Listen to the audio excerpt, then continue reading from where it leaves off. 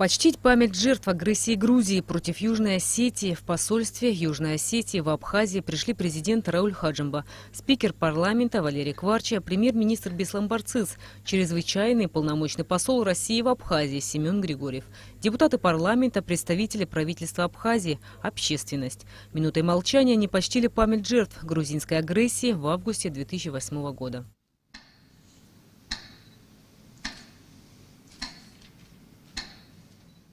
Россия сыграла огромную роль в тот тяжелейший для юго-осетинского народа период. В Абхазии понимали, что такая же участь ждет и наш народ. Вот почему волевое решение, принятое руководством России в те роковые дни о принуждении Грузии к миру, фактически спасли наши народы от физического истребления. Зал разрушался, количество жертв росло с каждой минутой. Но в этих неравных условиях защитники Цхинвала, проявляя мужество и героизм, не дрогнули. Немногочисленные силы обороны Южной Осетии трое суток оказывали ожесточенное сопротивление. Расчеты агрессора превратить Южную Осетию в чистое поле за считанные часы не оправдались.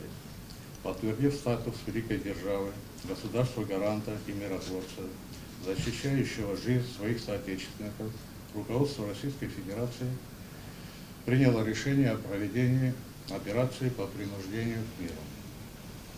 Враг был разгромлен, и его остатки вытеснены за пределы Южной Осетии. Южная Осетия безгранично благодарна и никогда не забудет подвиг российских солдат и офицеров, пришедших на помощь Южной Осетии в самые тяжелые для нас августовские дни 2008 года.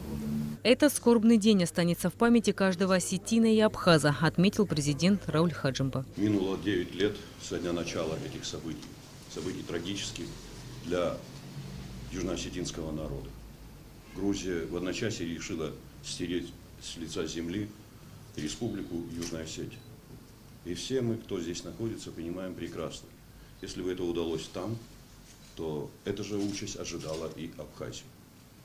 Но благодаря решительности руководства России, тем вооруженным силам, которые были в этот период применены для того, чтобы навести реальный порядок, противостоять агрессии Грузии, то как раз таки эта решимость и спасла Южную Осетию, и впоследствии дало возможности признания наших двух государств, за что мы благодарны российскому руководству.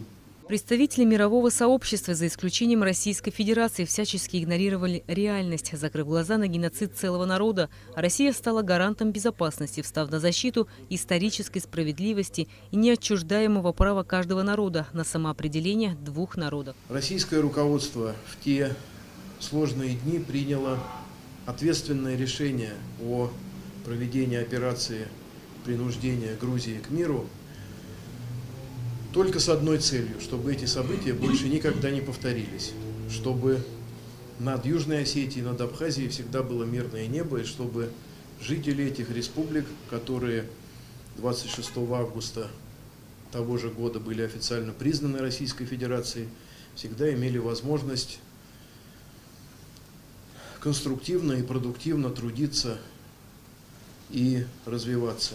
Многие абхазские общественные организации сегодня также почтили память погибших в Южной Осетии мирных жителей, российских солдат и выразили солидарность народу Южной Осетии. Рената Шакай, Тимур Гугухи, Абхазское телевидение.